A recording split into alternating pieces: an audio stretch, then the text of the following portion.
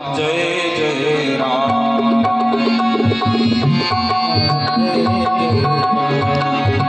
श्री राम जय राम जय जय राम श्री राम जय राम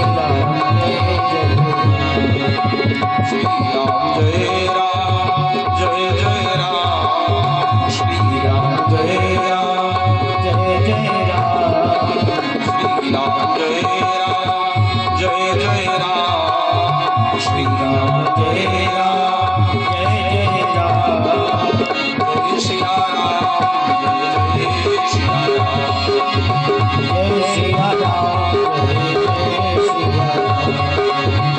जय सिया राम जय सिया राम जय सिया राम बोले हनुमान जी महाराज की सनातन धर्म की बड़ी सुंदर गौरव गाथा आप सुन रहे थे। ज्ञान ही पार कर सकता है ऐसी मानसिक कथाओं से, या जीव शांति पा सकता है शास्त्र की मर्म गाथा से। या तो मानव को इतना ज्ञान हो तब तो उसका कल्याण होगा। विराजो ज्ञान ही पार कर सकता है ऐसी मानसिक कथाओं से, या जीव शांति पा सकता है शास्त्र की मर्म गाथाओं से। हम कथा क्यों सुनते हैं? कथा सुनने का कारण क्या है? बिनु सत्संग न हरि कथा। हम अपने जीवन में जब सत्संग करेंगे तो कथा समझ में आएगी। बिनु सत्संग न हरि कथा, सत्संग करेंगे तो कथा समझ में आएगी, और जब कथा सुनोगे तब क्या होगा? तेहि बिन मोह न भाग। हमारे जीवन का मोह चला जाएगा। मोह से नुकसान क्या है? मोह सकल व्याधि कर मोहला। मोह से नाना प्रकार की व्याधियां बढ़ती हैं, क्योंकि जीव अनेक योनियों में जन्म लिए हैं, अपने पाप कर्मों से दुखी है। तो मेरे भाइयों, मोह गए बिनु राम पद होई न दृढ़ अनुराग। जब तक सत्संग नहीं करोगे, कथा नहीं सुनोगे, कुछ समझ में नहीं आएगा। एक से हमने कहा, पूजा करते हो? तो बोला आचार्य पूजा में मन ही नहीं लगता है। अच्छा, दुनियादारी में मन लगता है, पूजा में मन नहीं लग रहा। बहुत से समाज के ऐसे लोग हैं जिनसे वार्ता करोगे कहेंगे कथा में पूजा में मन नहीं लगता। तो एक से हमने पूछा तुम्हारा मन लगता कहाँ है? तो बोला ससुराल। दुनिया में आपका मन चाहे जहां जाए, पूरी रामचरित मानस का पन्ना पलट के देख लीजिए, आपको कहीं यह लिखा नहीं मिलेगा कि जब आपका मन लगे तो पूजा करो। अच्छा, रोटी खाने में मन न लगे तो क्या खाओगे? नहीं, 2-4 दिन नहीं खाओगे। जैसे यार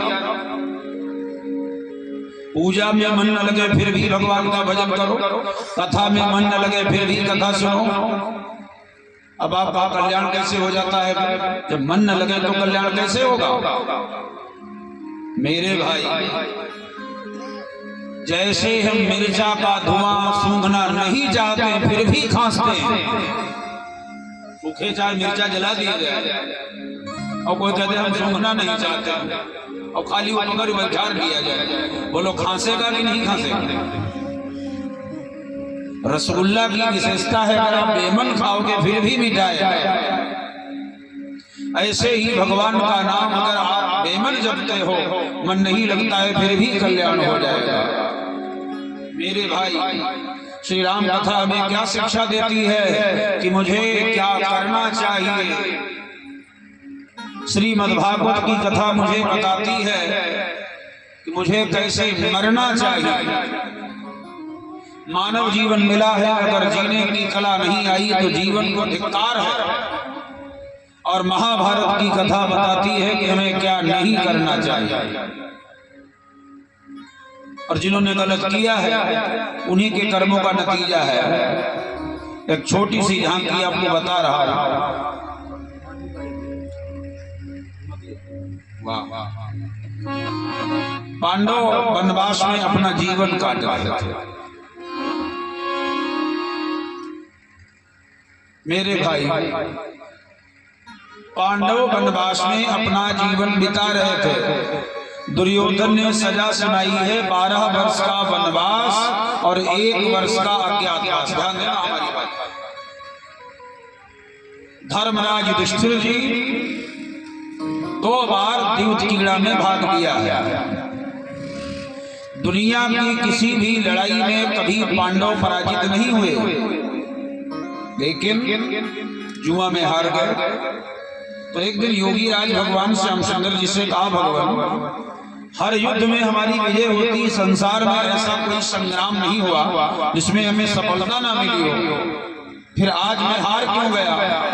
तो कन्हैया जी ने कहा, कोई भी कार्य करते थे तो हमसे परामर्श लेते थे, हमारा ध्यान करते थे, आवाहन करते थे, और जब तुम जुआ खेलने बैठे तो बोलो हमारा ध्यान किया था? तब हम नाय ध्यान के समझाए गए, ये बताना ठीक नहीं है, तब फिर भोगा। श्री गोस्वामी तुलसीदास जी कहते हैं, भक्त की भावना क्या है? तुम्हें निवेदित भोजन करही, प्रभु प्रसाद पट भूषण धरही। परमात्मा की कृपा से जो भी आपको प्राप्त हो भगवान को समर्पित करो। हार गए तो पहली बार में जो भी पांडव हारे, महाराज धृतराष्ट्र जी ने सब वापस कर दिया था, और महारानी द्रौपदी साफ देना चाहती हैं इन कौरवों को। तो राजा धृतराष्ट्र जी भयभीत हो गए, बोले बहु श्राप ना दो, मैं चाहता हूं उनसे कुछ मांग लो। अच्छा, उस समय अगर माता द्रौपदी चाहती तो अपना खोया हुआ राज्य मांग सकती थी। बोलो, जो भी पांडव हारे थे मांग सकती थी, नहीं मांगा। क्यों नहीं मांगा? क्षत्रिय को मांगने का अधिकार नहीं है, याद रखना। ब्राह्मण के 6 कर्म है जिसमें मांगने का अधिकार भी एक ब्राह्मण का ही है, इसलिए राज्य नहीं मांगा। क्या मांगा? हमारे पति जो दास हो गए हैं, दुर्योधन के दास जीवन से मुक्त कर दिए। महाराज धृतराष्ट्र ने कहा ऐसा ही होगा। महाराज धृतराष्ट्र ने फिर कहा, बहू कोई दूसरा वरदान मांग लो। अच्छा, उस समय चाहती तो फिर अपना राज्य मांग लेती, नहीं मांगा। अब क्या मांगा है? हमारे पतियों के अस्त्र वापस कर दिए जाए। महाराज धृतराष्ट्र ने कहा ऐसा ही होगा, चलो ठीक है। फिर कहा तीसरा वरदान मांग लो। माता द्रौपदी ने कहा तीसरा वरदान मांगने का अधिकार नारी को नहीं है। कभी कभी घरों में इसी बात का झगड़ा हो जाता है, जैसे पति से पत्नी ने कहा चलो झुमकी लाओ, तो जब सरसों बेचे जाएगा ना दोस्ता करेंगे। दोबारा फिर कुंडल फरमाइश करी, भाई दोस्ता जब तो करेंगे। और जहां तुम्हारा झालक नाम लिया जना लाठी चली संभावना। माने नारी को 2 ही वरदान मांगने का अधिकार है, इसलिए कहा नहीं महाराज अब तीसरा वरदान नहीं चाहिए। फिर भी महाराजा धृतराष्ट्र ने कहा जो भी पांडव हारे हैं मैं सर्वस्व वापस करता हूं। तो महात्मा विदुर जी ने कहा, अभी विदुर जी की चर्चा सुन रहे थे, महात्मा विदुर जी ने कहा चलो कोई बात नहीं है, तुम लोग हमारे घर चलो और राजकोष से जो भी हमें मिलता है उसमें आप लोग भी गुजर बसर करना। तो पांडवों को महाराज विदुर जी अपने घर ले आए। रह रहे पांडव गण करने लगे विदुर भवन में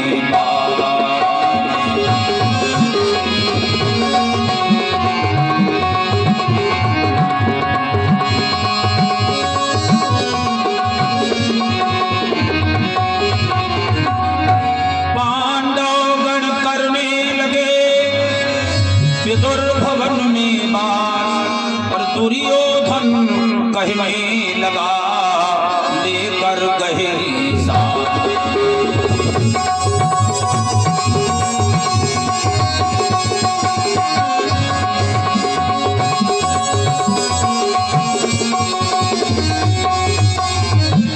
पांडव तो आए बाबा विदुर जी के घर, दुर्योधन के हृदय में शांति नहीं आ रही है। तो दुर्योधन ने कहा यह सब के समय कुछ मिला नहीं, जीवन बर्बाद हो गया। पांडवों को जंगल नहीं मिला और हमें राज्य नहीं मिला, क्या किया जाए? तो शकुनी का एक और भाई बैठा हुआ था। शकुनी अकेला नहीं है, शकुनी 4 भाई है। शकुनी, सौबल, बाहुबल, अतिबल। तो शकुनी का दूसरे नंबर का भाई जो सौबल है, उसने दुर्योधन से कहा, अरे भैया ये तो पासा फेंका हमारे भाई राजा शकुनी ने, अगर मुझे ये मौका मिलता तो मैं पांडवों को भीख जरूर मंगा देता। ठीक है मामा, जाओ तुम बुला लो। अब सौबल आया विदुर जी के घर और बड़ा चिकनी चुपड़ी बात शुरू कर दी। अरे भैया धर्मराज, कहाँ बवाल में पड़ गए? शकुनी के वो तो बड़ा नालायक है, हमारा भाई जरूर है, तुम हमारे साथ चलो, एक बार केवल खेलो और जो भी तुम्हारा गया है सब वापस आ जाएगा, कोई चिंता न करो, चलो। दुनिया के बहुत से लोग बड़े बड़े विद्वान इसीलिए बवाल में पड़ जाते हैं, कहीं धोखा न खा जाना। ऊपर की सफाई पर लगा है वर्क चांदी का गोबर की मिठाई, जो असली मिठाई है उसमें चमचमा लगता नहीं, और डुप्लीकेट वाली 10-20 बार गलाई गई, जमाई गई, लगा वर्क सप्लाई बढ़ाई। सौबल के चक्कर में महाराज युधिष्ठिर पड़े। क्यों?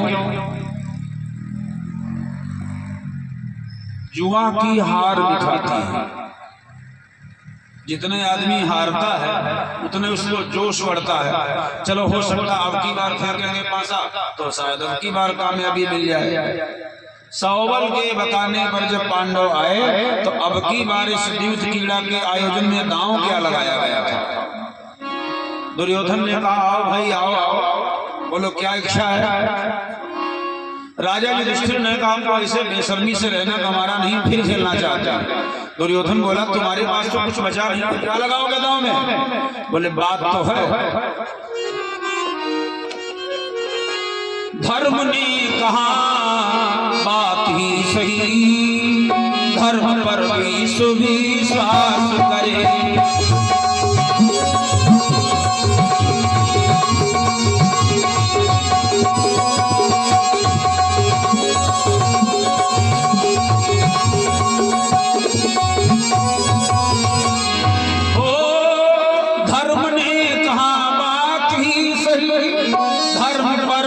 विश्वास करे, और जो माझी हारेगा रण में वो 12 वर्षों तक वास करे।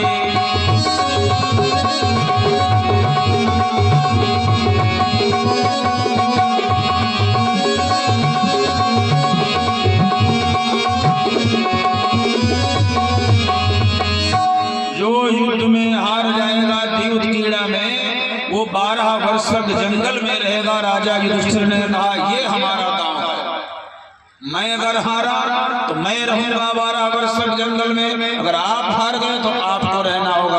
दुर्योधन ने कहा, ये भी स्वीकार है, लेकिन मेरा गांव क्या है?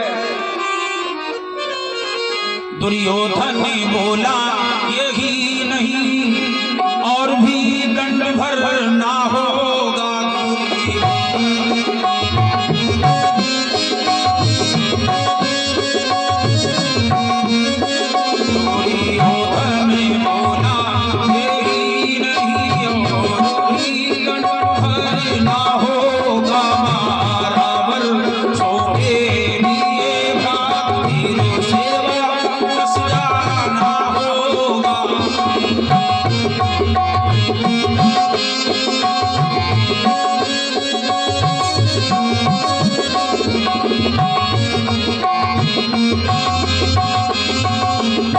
दुर्योधन ने कहा, धर्मराज मैं दांव लगाता हूं 12 वर्ष का वनवास और 1 वर्ष का अज्ञातवास।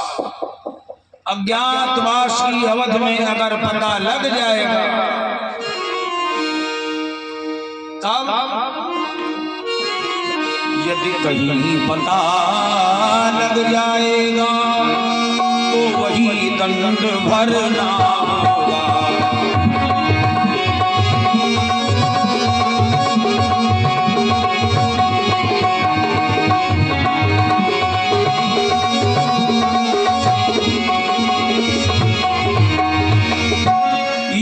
कहीं पता लग जाएगा तो वही दंड भरना होगा। 12 वर्षों के लिए धर्म फिर से वापस जाना होगा।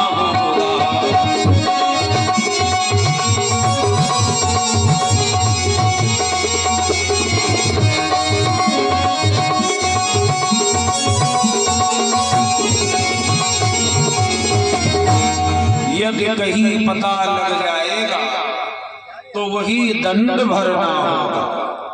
क्या दंड है? अज्ञातवास की अवधि में अगर पहचान लिया गया तो उसको 12 साल के लिए फिर जंगल जाना होगा। ये दांव लगाया गया। धर्मराज युधिष्ठिर इस बार भी हार गए, सिर पटक करके बैठ गए, हाय सत्यानाश हो गया। तो 12 वर्षों का वनवास तो पांडवों ने जंगल में बड़ा दुखमय बिताया, बहुत दुखमय। जंगल में रहना आसान नहीं है। हाँ, बड़ी कठिनाई है भाई। एक दिन आदमी खेत में रहा, खाली सिंचाई, देखो क्या परिस्थिति बीतती है। और फिर जंगलों में रहना, आज के दिन तो सब मैदानी क्षेत्र हो गया, पहले सब जंगली क्षेत्र ही रहा। बोले ठीक है, ये भी स्वीकार है। तो पांडवों ने 12 वर्ष का समय तो जंगल में बिताया, और जो 1 वर्ष का समय रहा है अज्ञातवास की अवधि में अगर पहचान लिए गए तो इनको 12 साल के लिए जंगल भोगना पड़ेगा। इन पांडवों के साथ में, महाराज युधिष्ठिर जी के साथ में इनके कुल पुरोहित महात्मा धौम्य ऋषि भी रहे। क्यों रहे? द्यूत कीड़ा में, जुआ में राजा युधिष्ठिर ने ब्राह्मणों को दांव में नहीं लगाया। सहदेव ने कहा भैया तपबल विप्र सदा बरियारा, इनकर गोपन को रखवारा, इन्हें दांव में न लगा। क्यों? ब्राह्मण कैसे हैं? इंद्र कुलिश ममशूल विशाला काल दंड हरि चक्र करारा। मान जाओ। तो राजा युधिष्ठिर जी ने कहा ठीक है, मैं अपने भाई सहदेव को दांव में लगाया हूं। तो जो सहदेव दांव में लगाए गए ब्राह्मण बच गए। तो उन ब्राह्मणों ने विचार किया, राजा का हर्ष देश का हर्ष होता है, राजा की आपत्ति देश की आपत्ति है। हमने प्रार्थना गाई, जिस देश जात में जन्म लिया बलिदान उसी पर हो। ये स्मरण रखना चाहिए। व्यक्ति को देशद्रोही नहीं होना चाहिए, राजभक्त होना चाहिए। तो ब्राह्मणों ने कहा भाई ठीक है, हम महाराज युधिष्ठिर जी के साथ हैं।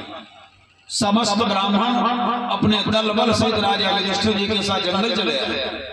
12 साल जो तो बीतते रहे। खूब कथा जानते हो, भगवान सूर्य के द्वारा जो अक्षय पात्र मिला था उससे महाराजा युधिष्ठिर ने इनका सबका जीविका पार्जन 12 वर्ष किया।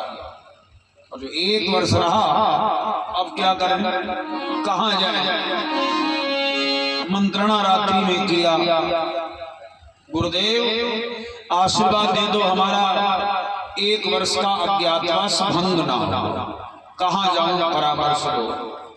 महर्षि धौम्य ने कहा मैं तो जा रहा हूं तुम्हारी ससुराल, माता द्रौपदी का मायका काम्पिल्य में है।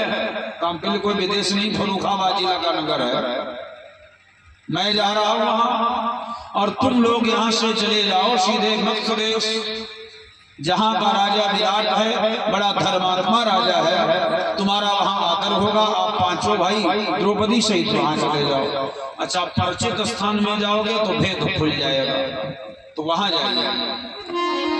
5 भाई चुपके से उन ब्राह्मणों को त्याग कर छोड़कर धीरे से महारानी द्रौपदी से जब चले हैं तो चलते रहे जब प्रातः काल हुआ तो क्या देखा, जंगल में एक महिला मरी पड़ी थी।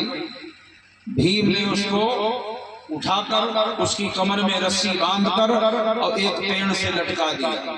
अच्छा, कुछ लोगों ने देखा, भाई साहब ये क्यों कर रहे हो?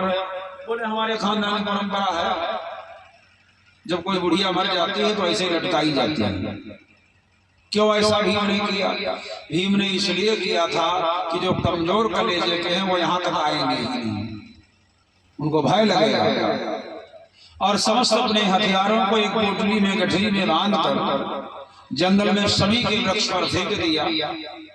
आवश्यकता पड़ने पर अपने हथियार ले लेंगे। वेश बदल कर सबसे पहले महाराजा युधिष्ठिर जी राजा विराट के दरबार में पहुंचे। दरबार की क्या सीन है। सजा हुआ था शांति से राजा का दरबार।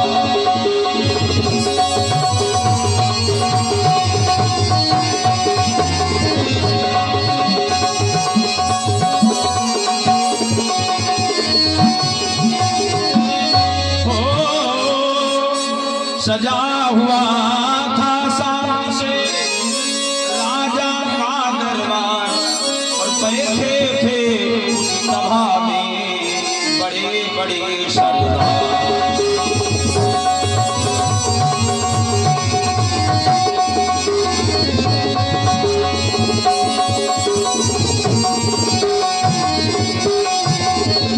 बड़े बड़े योद्धा विराजा, बड़े बड़े विद्वान बैठे हुए हैं। क्या हो रहा? शास्त्रार्थ कहीं पर होता था, सुन रही कहीं गायन की लय। तब तक आगे आवाज उठी नरराज अन्नदाता की जय। महाराज की जय हो, जय हो। राजा विराट ने देखा कि भाई कौन सा आदमी अपरिचित है। अच्छा, व्यक्ति की बोली से यह पता लग जाता है इसका स्वभाव कैसा होगा। व्यक्ति की चाल ढाल से यह पता लग जाता है इसका चरित्र कैसा होगा। अब कल्याण में नगीना बने चल रहे हैं तो चरित्र तो आप जान ही जाओगे, तो उसके चरित्र का पता लग जाएगा। व्यक्ति के शरीर को देख करके उसके खान पान का पता लग जाता है। महाराज युधिष्ठिर जी की बोली सुनकर राजा विराट ने कहा भैया नजदीक आओ, कौन हो, परिचय दो। अच्छा, ये झूठ नहीं बोले, वो झूठ बोलते नहीं।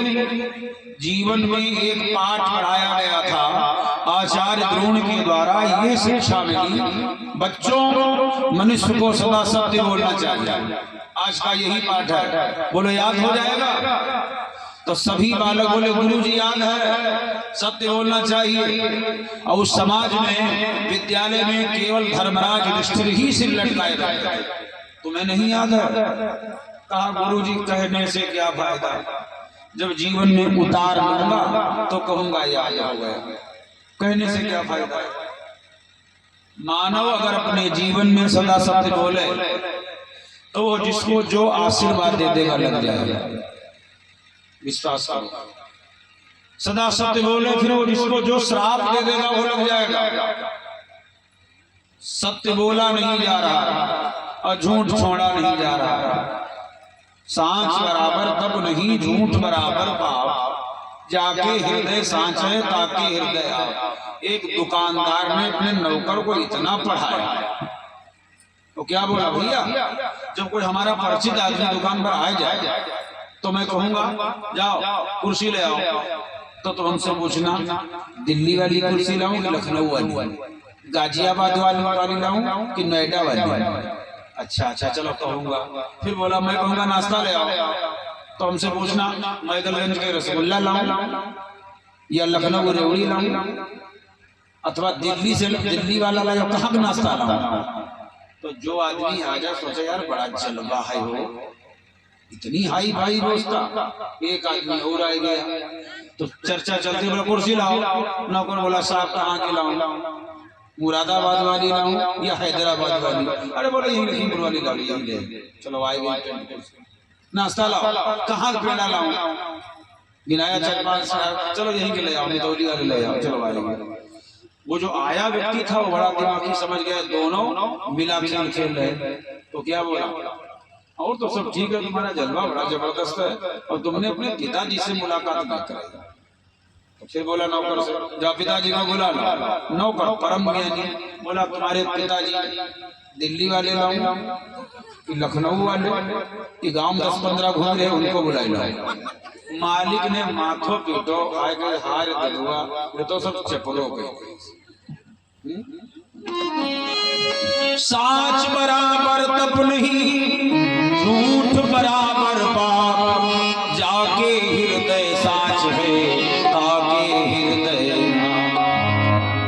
महाराज युधिष्ठिर जी झूठ नहीं बोलते, क्या बोले? कौरव वंश जन्म में लीना, व्यास नाम कंके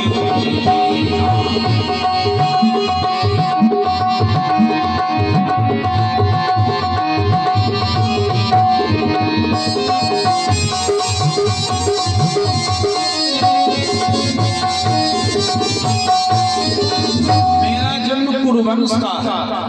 देखो ये कौरव और पांडव दोनों कौरव है।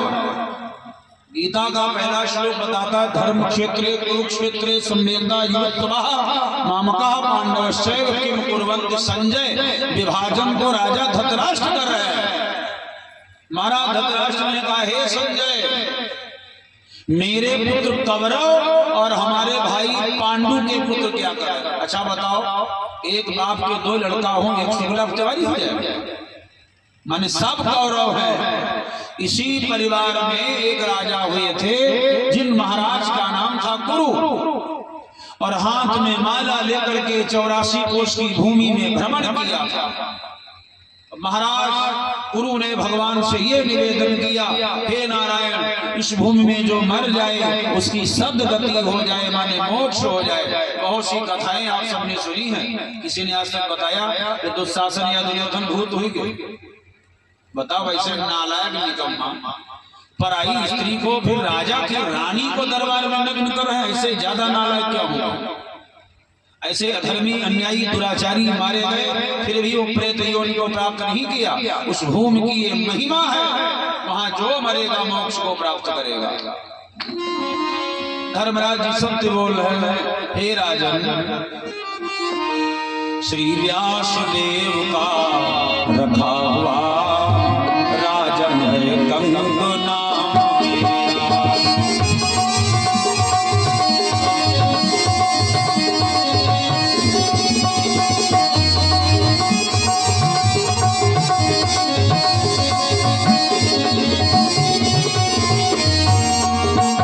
श्री व्यासदेव का रखा हुआ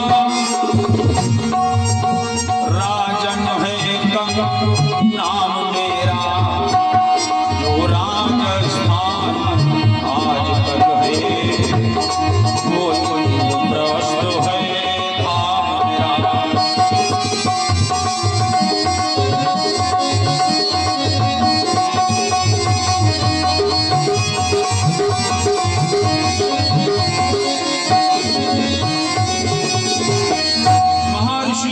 व्यास ने जो मेरा नामकरण किया, तो मैं तो कुरुवंशी हूँ, क्षत्रिय हूँ, और मेरा नाम उन्होंने कंक रखा था।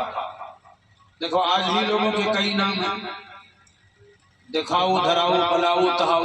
एक आदमी बारात गया तो उसके 10-15 नाम थे, और बैठा आराम से पलंग पर। तो जब नाश्ता आया तो बोला 4-5 लोग गए, अपने 5-6 नाम बताए, देखे 8 प्लेटें रखो है कि 10 प्लेटें रखो। शिव शंकर के आराम राम जी ने बोला कि पता नहीं करते कि नहीं देखे धर्म। इनको तो कोई धर्मराज कहता है, कोई युधिष्ठिर कहता है, किंतु इनका जन्म का नाम है कंकमणि। ये कंक के नाम से जाने जाते। बोले मेरा कंक नाम है, मैं इंद्रप्रस्थ से आया हूँ। राजा विराट ने कहा भैया नजदीक आओ। अरे भाई, इंद्रप्रस्थ के सम्राट तो युधिष्ठिर है। बोले अब नहीं, अब उनकी तो वह परिस्थिति है कि आपके सामने आ जाए, आप पहचान नहीं सकते हो। अरे वो एक नंबर का जुआरी अपनी रानी को हार गया, और तुम्हारे सामने आके खड़ा हो, पहचान नहीं पाओगे महाराज। क्या मतलब? बोले हमसे ज्यादा उनकी दयनीय दशा है। मैं भी तो जुआरी हूँ, तो ये मामला है विभागी। कौन महात्मा महात्मा गिनाई जाए और कौन गंजड़ी गंजड़ी गिनाई जाए। तो बोले हम जुआरी हैं, और वो भी जुआ में अपना सर्वस्वार का मामला तो विभागी है, इसलिए विधिवत परिचय में तो उनके दरबार में सदा रहता था।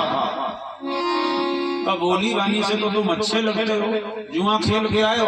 बोले बिल्कुल बर्बाद होके आया हूँ, दाना दाना को तबाह। क्या करने आए हो? राजा ने कहा हे महाराज, रोटी के कारण मानो देश अरु विदेश रहे, रोटी के कारण सबकी होती मत पोती है। रोटी के कारण मानो सैकड़ों झूठी कहे, ये रोटी कटावे तन पर बोटी बोटी है। इसलिए हे राजन, धर्म पर विपत्ति आ जाने से मुझ पर भी विपदा आई है।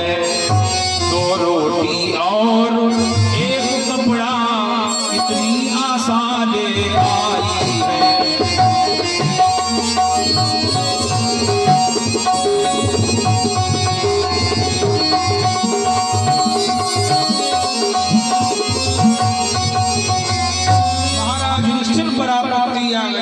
तो दाना दाना को तबाह हो गए, इसलिए हम आपके यहाँ चले आए। दया करो, हमें शरण दो।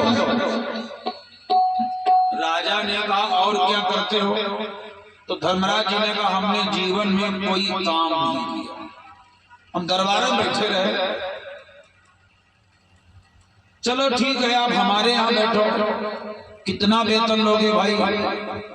बोले 1 टका ना, 1 पैसा नहीं, भोजन मिल जाए यही बहुत है। हाँ, हमारी एक शर्त है, मैं आपके दरबार में रहूंगा, अगर हमारे सामने अन्याय हुआ तो ये हम बर्दाश्त नहीं कर सकते, हम चले जाएंगे। राजा विराट ने कहा स्वागत है आपका, बड़े अच्छे हो, बड़े संस्कारी हो, मेरे यहाँ अन्याय नहीं होता है, न्याय ही सदा होता है, तुम्हारा स्वागत है। महाराज युधिष्ठिर तो रुक गए। अभी राजा विराट के साथ 5 खेले, निवेदन किया, हे राजा, द्यूत कीड़ा में मैं जो भी आपसे जीतूंगा वापस नहीं करूंगा। जुआ का एक नियम होता है, जुआरी हो अपने सगे भाई से क्यों न जुआ खेले, प्राप्त की हुई वस्तु को वापस नहीं करता है। यह भी महाभारत के परंपरों में राजा नल का प्रसंग आया। तो मैं घुमाऊंगा नहीं, अच्छा विचार यह करना, 5 मिनट का झगड़ा होता है तो 10-20 हजार रुपया खर्च हो जाता है तुरंत। अब जहां लगातार 18 दिन युद्ध हुआ, कितने मरे हैं? महाभारत की लड़ाई में 1 अरब 66 करोड़ 20 हजार मर गए थे। ये मत समझो झोंक रहे, हाँ, ये सब लिखा पढ़ी की बात में बता रहा। 1 अरब 66 करोड़ 20 हजार मर गए थे, अभी भारत की उतनी आबादी नहीं हुई। हमारे आदरणीय श्री प्रधानमंत्री जी बोला करते हैं, मेरे 1.25 करोड़ भाई बहनों, हम कहते मान लो 2-4-10 लाख और बढ़ी गई, किंतु महाभारत में कितने मरे थे? 1 अरब 66 करोड़ 20 हजार। ये उनकी संख्या है जो सिपाही हैं, योद्धा है। मैं उनको जोड़ के नहीं बता रहा हूं जो युद्ध क्षेत्र में मसाला पहुंचाते थे, वो 1.5 लाख अलग लगे थे। जो गदा तलवार कारतूस लेके जाते थे धनुषबाण, ले साहब दागा, 1 लाख लगे हुए थे जो लासठ होते थे, वो सेना से अलग है। 2.5 लाख ऐसे लगे हुए थे जो लोहार थे, बाण पीट पीट के रखते थे, गदा तलवार बनाते थे, वो सेना से अलग अलग। महाभारत की लड़ाई से 24,165 भाग गए थे।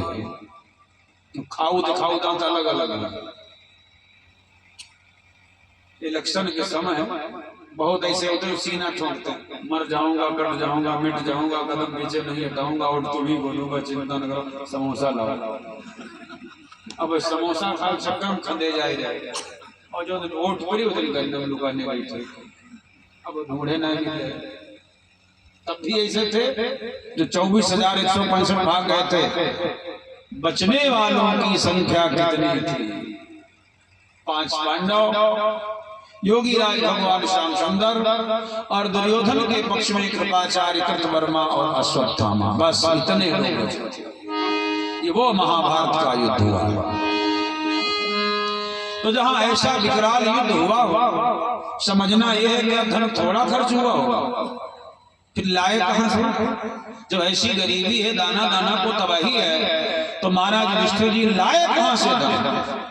राजा विराट जी के यहाँ 1 वर्ष तक लगातार द्यूत कीड़ा में जमे रहे। सब इकट्ठा करके रिश्तेदारों ने मदद किया, इष्ट मित्रों ने मदद किया। सबने कहा आप ठीक है लड़ो।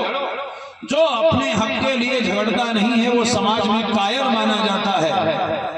युद्ध करो, मैं सहयोग करूंगा। उसने धन भी दिया और सेना भी दिया, सैन्य बल तैयार किया गया।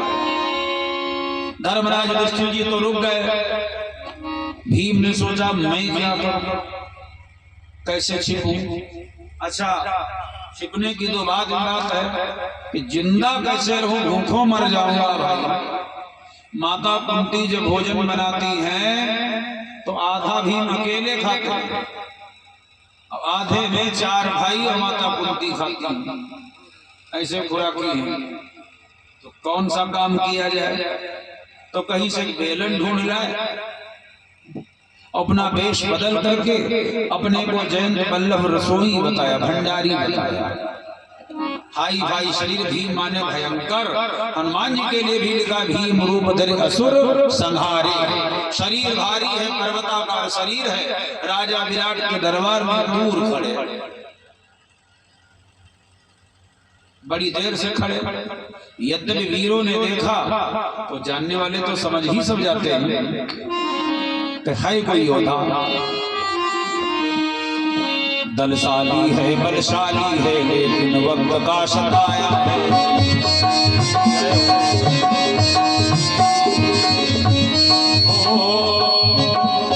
दलशाली है, बलशाली है, लेकिन वक्त का सताया है। अपनी किस्मत का मारा है, भीख मांगने आया है।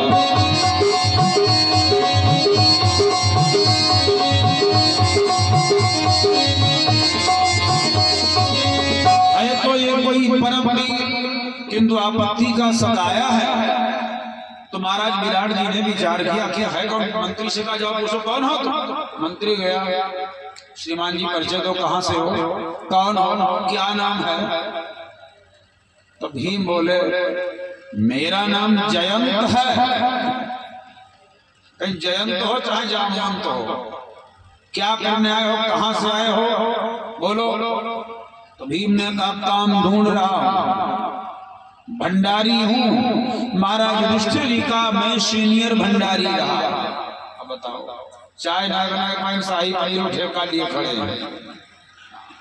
मैं महाराज युधिष्ठिर के भंडारे का सीनियर भंडारी रहा, चाहे जो व्यंजन बनवाओ। अब उन पर आपत्ति आ गई तो हमारे जीवन में तबाही आ गई, हम भूखों मरने लगे। तो मंत्री बोला तो पहले तुम खाइए, बाद इन काम में चर्चा करो। तो भीमसेन बोले खवाए पाई हो, कहीं काहे का खवैया, तो तुम्हें पूरी खन की याद आई जी। क्या खाओगे, अरे खाऊंगा या रोटी, कितना खाते हो। तो भीमसेन ने कहा अगर काम बढ़ जाए तो लगभग 1 से 1.5 क्विंटल तक। बोला काम अगर बिल्कुल न करो तो कहीं इसका भूखे मरी, तो मान चलो लगभग 1 क्विंटल तक। तो मंत्री बोला अब तुम सीधे चिटको, तुम काम करी हो। दुनिया में 2 लोग जिंदा है, कौन कौन। नंबर 1, एक व्यक्ति खाने के लिए जिंदा है। कभी कभी आप देखते हो पार्टी में जैसे नाश्ता आया और रसगुल्ला एक पीस आया सब में, तो क्या बोला यार दूसरा ले और ला, बोलते दूसरा ले और ला। एक तो केवल खाने के लिए जिंदा है, और एक ऐसा भी व्यक्ति है जो जिंदा रहने के लिए खा रहा है। जैसे मान लीजिए कुछ खाने का मिला, बोले नहीं नहीं भैया थोड़ा थोड़ा थोड़ा तो खाने के लिए जिंदा है और कोई जिंदा रहने के लिए खा रहा है। ये तो एक बात बताऊं, इस कलिकाल की बात है। अगर इस कलयुग में कोई 48 ग्रास से ज्यादा खाएगा उसे अन्न नहीं मिलेगा। 48 ग्रास का मतलब ये होता है अगर एक रोटी में 4 कौड़ बनाए जाए तो वो 12 रोटी हुई, 12 चौको 48। और जो 12 ज्यादा खाई जाए, आपने 12 रोटी भी खाई तो चावल भी खाए, दाल भी खाई, सला चटनी भी खाया, सब्जी भी खाया, 2-3 लीटर पानी पीकर उनका फिर कहा खो गया, हिंदुस्तान खो गया है? जो 12 रोटी से ज्यादा खाएगा उसे अन्न नहीं जुड़ेगा। भीम बोले काम पड़ता है तो इतना खाता हूँ और काम ना पड़े तो इतना खाता हूँ। मंत्री बोला श्रीमान जी आप चले जाओ। राजा विराट ने सुना ठहरो ठहरो, बेइज्जती हो जाएगी भैया, ये खाएगा। अच्छा भीम जी अकड़ के बोले, ये कहावत है कि जौरी जल जाए ऐठन न जाए। बोले मैं केवल भंडारी समझो लियो, हम एक योद्धा भी हैं, कभी कोई आवश्यकता पड़े तो मुझे याद करना। मंत्री ने राजा विराट से कहा आदमी ये काम का है, रोक लो, भोजन ही तो करेगा। भीम बोले 1 पैसा नहीं लूंगा वेतन का, केवल भोजन, और जो भी मिल जाए माने पेट केवल भर जाए, मिले कुछ भी खाने को। राजा विराट ने कहा अगर धर्मराज के भंडारी हो तब तो भाई बड़े अच्छे हो, चलो तुम्हारा स्वागत है, हमारे भंडारे में जाओ और मैं आपको सीनियर पद दे रहा हूं भंडारी का। राजा विराट ने योद्धा को भंडारे का मुख्तियार किया।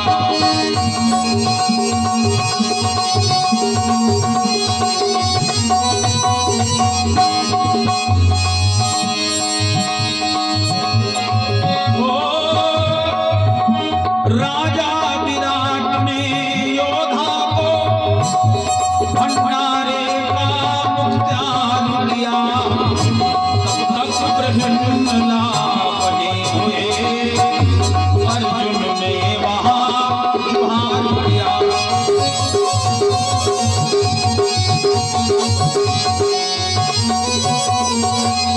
भीमसेन तो इस प्रकार से टिक गए, भीम तो रुक गए। अब अर्जुन ने विचार किया क्या करूं, तो इनको याद आया मुझे उर्वशी का श्राप है। आहा, पहले के जितने श्राप हैं वो सब आशीर्वाद हो गए। जैसे देवर्षि नारद ने भगवान विष्णु को श्राप दिया, क्या कहा था, कपि आकृति तुम कीन हमारी, तरिहै कीस सहाय तुम्हारी। आपने मुझे बंदर का मुखड़ा दिया है, बंदर तुम्हारी सहायता करे। बोलो श्राप है? श्राप तो तब होगा जब कह देते नारद तुमने मुझे बंदर का मुखड़ा क्या दिया है, बंदर तुमको जहां देखेंगे रखता है गिला दिखाएंगे, तब तो श्राप माना जाए। माता पार्वती ने भोले बाबा से कहा भक्त ये कैसा श्राप है, तो शिव जी ने कहा उमा संत के हाय हाय, ये संत का स्वभाव है, मंद करे जो करे भलाई।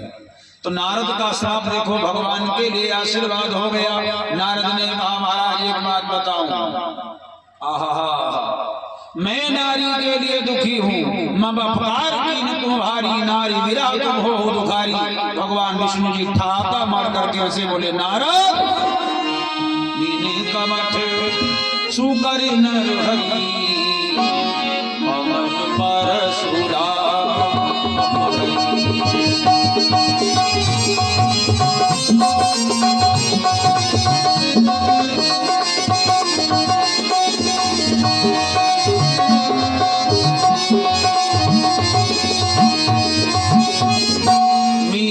कमठ सुकर नर हरि बामन परशुराम बपुधरी। भगवान विष्णु जी ने कहा नारद मैं मछली बनकर आया, मेरा विवाह नहीं हुआ, मैं कच्छप बनकर के आया, मेरा विवाह नहीं हुआ, मैं वराह बना, मेरा विवाह नहीं हुआ, मैं नरसिंह बना, मेरा विवाह नहीं हुआ, मैं बामन बना, मेरा विवाह नहीं हुआ, मैं परशुराम बना, मेरा विवाह नहीं हुआ। तो भगवान मुस्काए बोले अब हमारा विवाह होगा।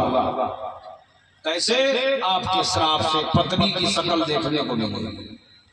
चलो यही प्रसन्नता है कि हमारा विवाह होगा और वियोग होगा तब देखा जाएगा। तो ये हमारा श्राप जो आप इस दृष्टि में है नहीं, मेरे लिए आशीर्वाद है। ऐसे ही अर्जुन को उर्वशी अप्सरा ने श्राप दिया। कब? पांडवों का वनवास एक साथ में हुआ है 13 वर्ष के लिए। अब अर्जुन का इससे पहले भी एक बार वनवास हो चुका है। द्रौपदी को जो विवाह करके लाए, मैं संकेत में बता रहा हूं, तो नियम शर्त यह है, द्रौपदी के भवन में अगर कोई दूसरा भाई पहुंच जाएगा 5 महीने का समय दिया गया। 5 महीने तक अगर कोई जाएगा, मान लीजिए अगर धर्मराज की रानी द्रौपदी है तो उस अवस्था में समय में और कोई भाई नहीं जा सकता। फिर जिसका नंबर 5 महीना के लिए लगे वही रहेगा। अचानक अर्जुन पहुंच गए। एक दिन एक ब्राह्मण की गाय चरा गया, तो वहां डंडा लाठी धनुष लेने के लिए गए। खैर गाय चुरा रहे, चोर का वध कर दिया। अब बोले शर्त के अनुसार अब हम जंगल जाएंगे 12 वर्ष। ये फैसला भगवान वेद व्यास श्री देवर्षि नारद ने किया था। में उल्लंघन करई जो कोई 12 वर्ष वास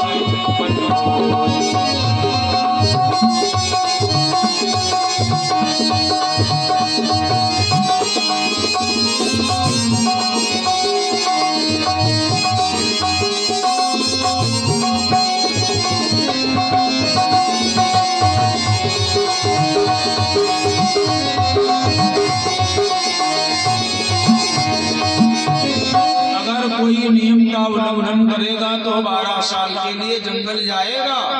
अर्जुन बोले अब तो हमें जाना है। 7 वर्ष सुरपुर ही सिधाए, देव अस्त्र सब सीख के आया। अर्जुन 7 वर्ष देवपुरी में रहे, 5 वर्ष रहे द्वारिका में जो सुभद्रा से विवाह किया। तो 7 वर्ष का जो समय बीत रहा है स्वर्ग में, चित्रकेतु नाम के गंधर्व से मित्रता किया, गायन वादन सीखा। उर्वशी नाम की अप्सरा अर्जुन को देख करके मोहित हो गई। तो एक दिन रात्रि का 12 बजा हुआ था, अब आ गई रात्रि में, बोलो दरवाजा खोलो। तो अर्जुन ने देखा अर्धरात्रि का समय है, 12 बजा है। अरे माता तुम बोले जाएगी, जब माता दुनिया की आज भी बहुत ऐसी दुनिया है जिनका अम्मा बुआ कहते बड़ा दिखाई जाती है, उनका मैडम कहो तब खुश हो। तो अर्जुन ने कहा माता, उसने डांट दिया माँ। अर्जुन बोले तुम मेरी माँ ही हो। हमारे पूर्वज महाराज पुरुरवा को जब ठगने आई तो सैकड़ों वर्षों तक उनकी रानी बनकर के तुम भवन में रहे। माता नहीं हो तो क्या हो? हमारे पिता इंद्र की अप्सरा हो तो माता नहीं हो तो क्या हो? यही कथा मनुष्य से और देवता में अंतर है। कैसे बताओ? मनुष्य की कोई कथा, देवता की कथा है। अर्जुन ने कहा पिता की अप्सरा हो, अब आज के दिन अगर वैश्या का नाच हो रहा हो तो बप्पा डाले कुर्सी देख रहे,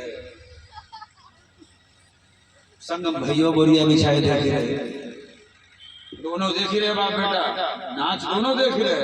अब सब कटा कटा बोरी कर, आप उसन कटा कटा कर। जरा विचार करो, उस नाचने वाली को पिता कौन भाव से देखते हैं?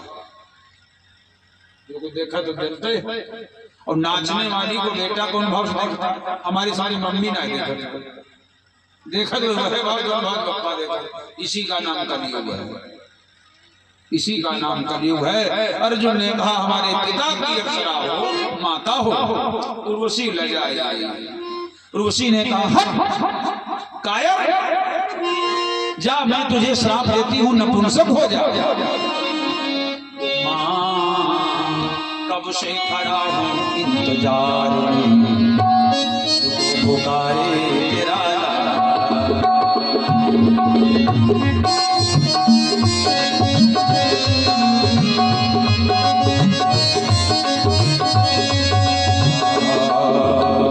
कब से खड़ा हूँ इंतजार में, पुकारे तेरा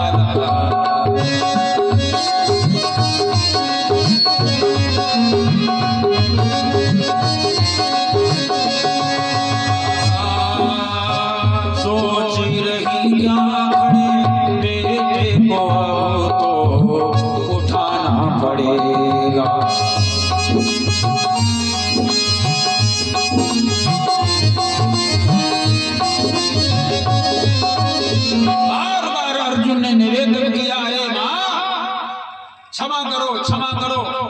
वापस ले लो। तो उर्वशी को दया आई। उर्वशी ने कहा चलो ठीक है, पूरे जीवन भर नपुंसक नहीं रहोगे, श्राप तो हो गया, श्राप वापस नहीं होगा। हाँ ये है कि 1 साल तक तो तुमको रहना ही पड़ेगा, और ये मेरा आशीर्वाद है, जब तुम चाहो तब हो जाना, कहीं जब चाहो तब हो जाना। अर्जुन ने कहा यह ठीक है, आज ऐसी भगवान की कृपा है, पृथ्वी का द्वापर का सर्वश्रेष्ठ धनुर्धर आज विचार कर रहा है मैं कहाँ छिपूं, कैसे छिपूं।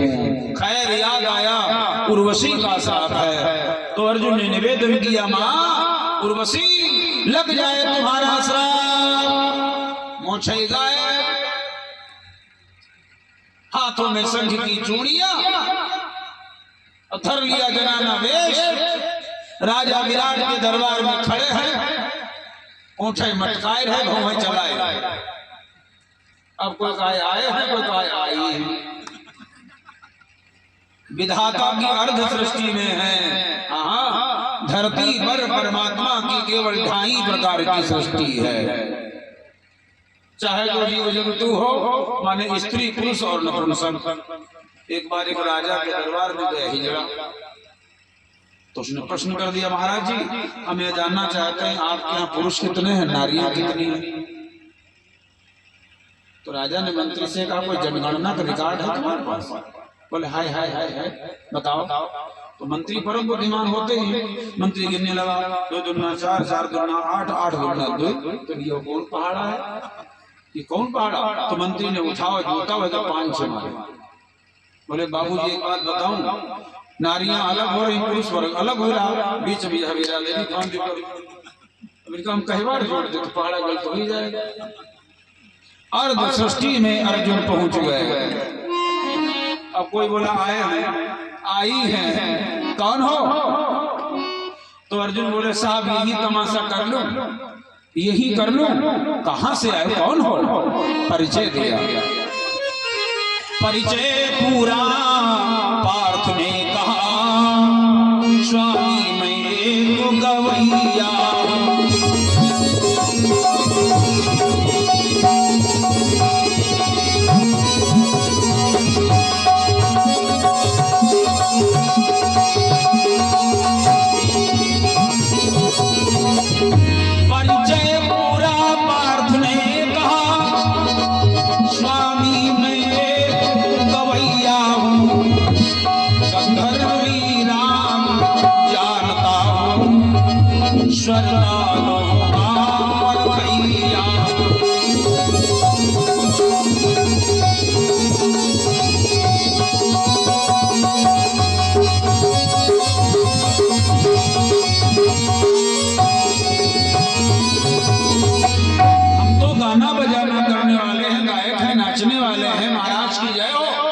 बोलो बोलो कहां तमाशा कर। राजा विराट बोले हिजड़क होगा यार, दिमाग में डिस्टर्ब होगा। बोले ना ना भैया ना, हम तो बड़े अच्छे कलाकार हैं, हम तो रोज तमाशा करते थे महाराज युधिष्ठिर की सभा में, युधिष्ठिर की सभा में कौन कौन आयोजन होते हैं? बोले नाच तमाशा भी होता है, शास्त्रार्थ भी होता है, दंगल भी होता है, सब कुछ होता है, जुआ भी अधाधुंध होता है, होता सब कुछ है। महाराज धर्मराज जी कहा करते थे राजा विराट के यहाँ चले जाना तुम्हारा जीवन पार हो जाएगा। वो तो अज्ञातवास में कहीं चुप गए, पता नहीं लग रहा, महाराज मुझे रोक लीजिए। राजा विराट ने कहा तुम्हारी आवश्यकता नहीं है। तो अर्जुन बोले महाराज जी हमसे आपको कोई खतरा भी नहीं है, अगर हम तुम्हारी रानी के राजमहल में रात दिन पैर दाबें कोई खतरा नहीं, अगर हम दरबार में बैठ जाएं आपको लगाए लगाए पान दें, लाए लाए पान दें, तो तुम्हारी सेवा, राजभवन में रहे तो रानी की सेवा, और हम रहेंगे। ये तो जनते हिजड़ा बड़ा झिकी होते, हम रहेंगे। तो राजा ने कहा तो एक काम कर, तू दरबार में न रहो, जाओ राजभवन में जाओ, हमारी बेटी उत्तरा को गीत गाना नाचना गाना सिखाओ, और दरबार भाइयों ने खाली तुम्हें सब परेशान करी, वही रहो जाकर। अर्जुन बड़ी सुरक्षित जगह आ गए। आहा, अर्जुन तो ठहर गए। अब नकुल ने विचार किया मैं क्या करूं।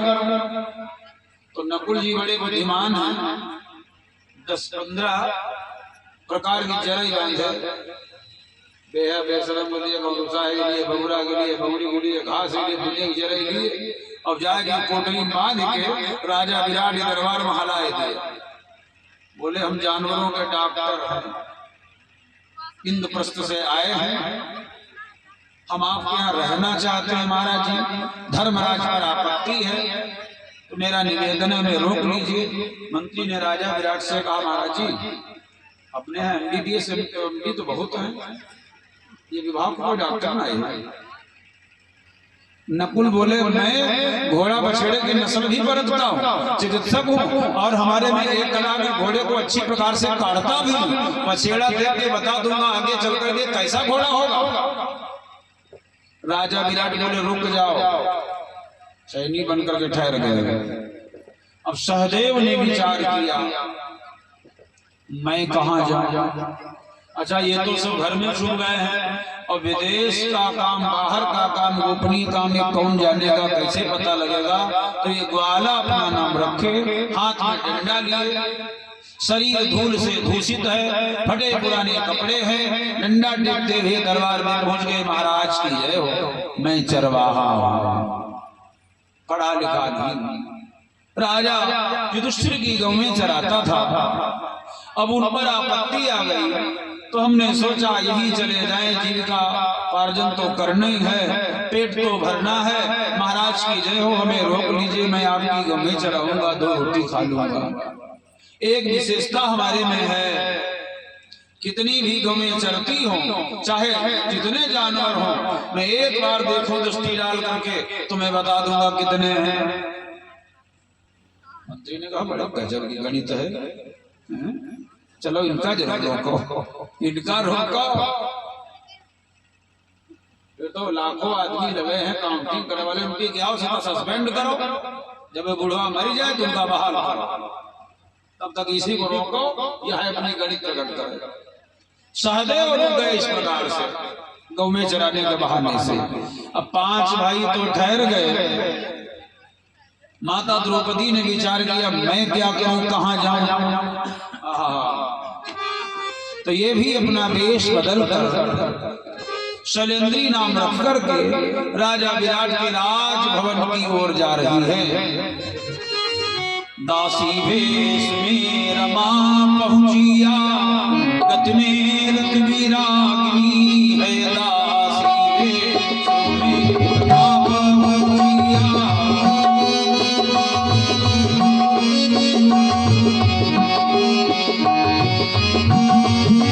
दासी वेश में रमा पहुंचिया,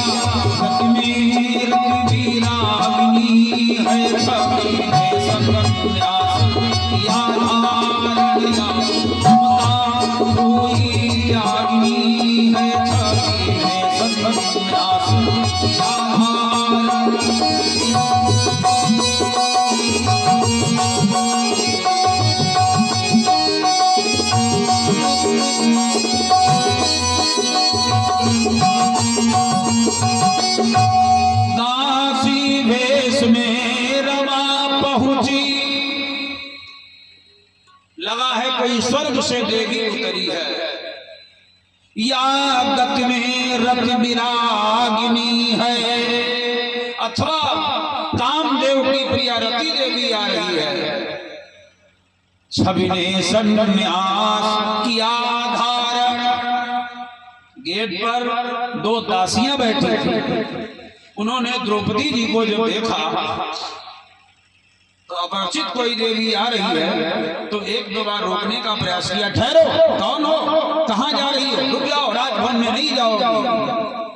माता द्रौपदी ने जम के हड़काया,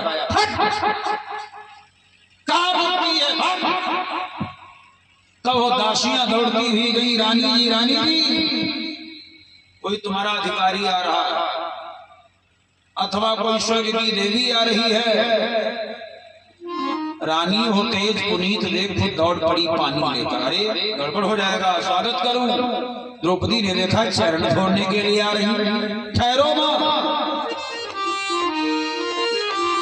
लेकिन पंचाली पिछड़ गई, पकड़ रह गई रानी के।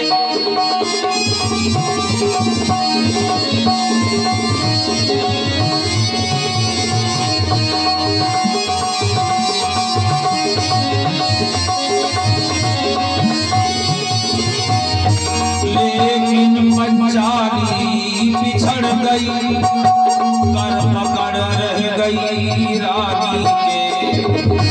उस पानी के बदले डाले चरणों पर है मृदुवानी के।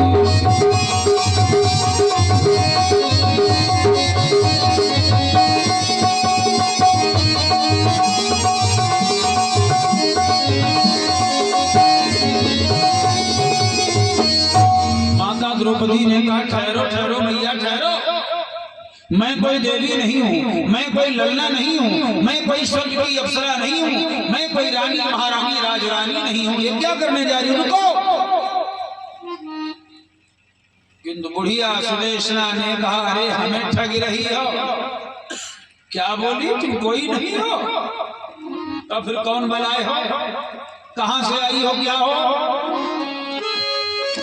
द्रौपदी जी ने परिचय दिया, मां मैं धर्मराज की दासी हूँ, थाल सजाना आप मेरा।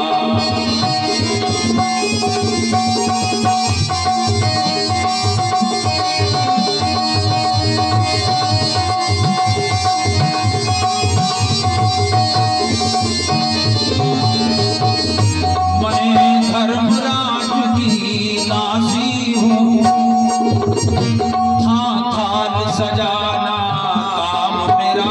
मैं धर्मराज की दासी हूँ, थाल सजाना काम मेरा। समझो सयेंद्री नाम मेरा, शुभ हिंदू प्रस्त है भाग मेरा।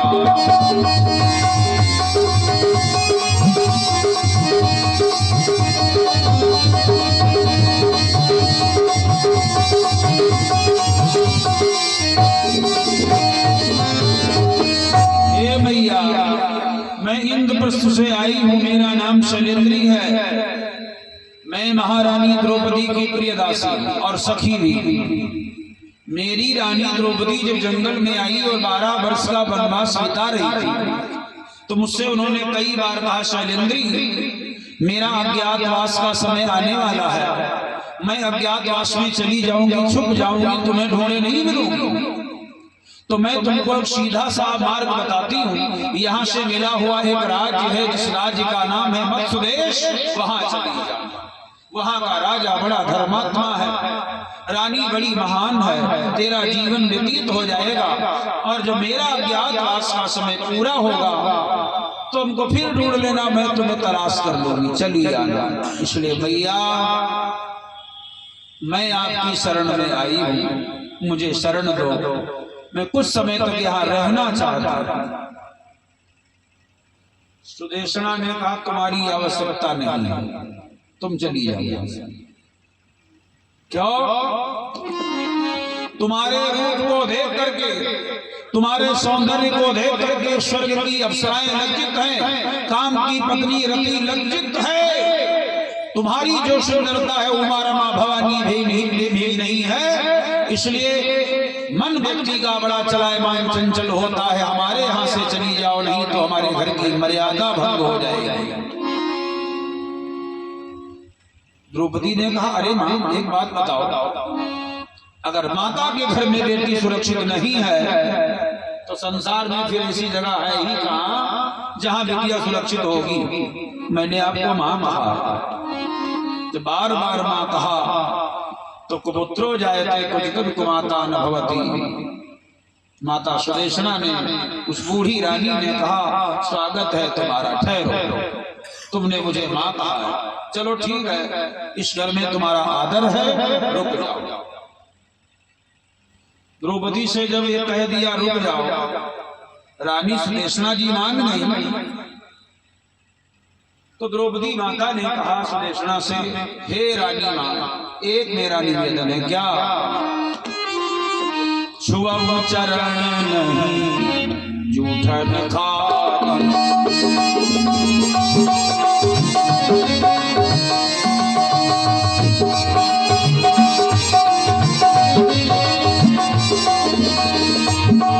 चरण नहीं जूठन खानी, चरण नहीं जूठन खानी, कोई काम नहीं करना, कोई काम नहीं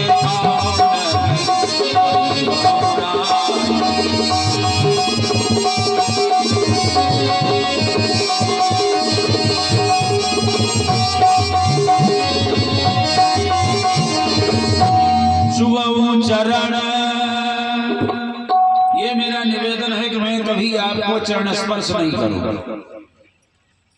मेरा कुल श्रेष्ठ है, मैं आपकी पुत्री समान हूं, माता के पैर बेटी नहीं छूती है, इसलिए छुआ चरण, मैं आपके चरण नहीं छूंगी। नंबर 2, और नहीं जूठन खानी, मैं आपका जूठा नहीं खाऊंगा। राजाओं के यहाँ का ये नहीं है, थोड़ा बहुत खाए खाए मलाई मिठाई, अगर बच गया तो दासों से बोले चाट ले चाट ले चाट ले, खाए खाए ले, मैं ये भी नहीं करूंगा। छुआ चरण नहीं जूठन खानी, तो दो काम नहीं करना।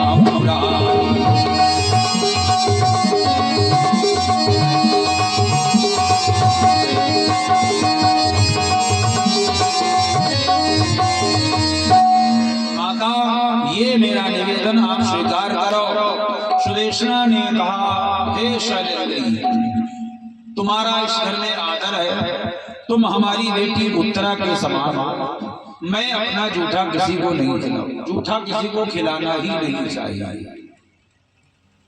मान लीजिए आपने अपने को श्रेष्ठ को जूठा खिला दिया, तो तुम जानो भस्म के कगार पर खड़े हो, हाँ, तब तो सब चपरा हो गया। और मान लीजिए आप तेजस्वी तपस्वी हो, किसी ऐसो को खिला दिया, गंगा मछली मार घूमो तो तुम्हारी सारी तपस्या चली।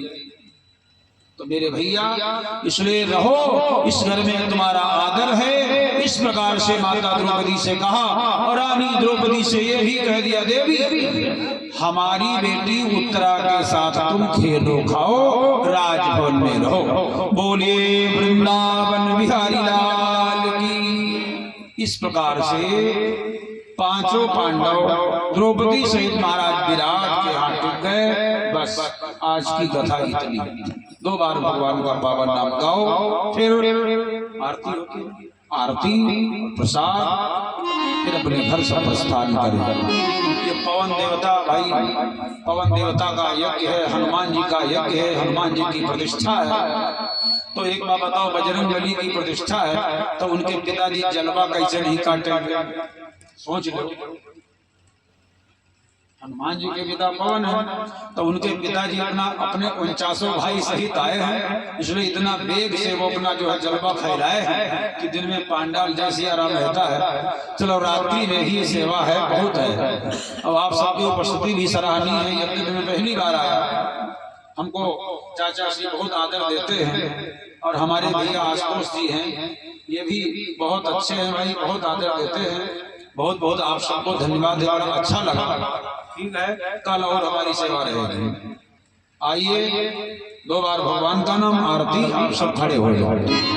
श्री राम जय राम जय जय।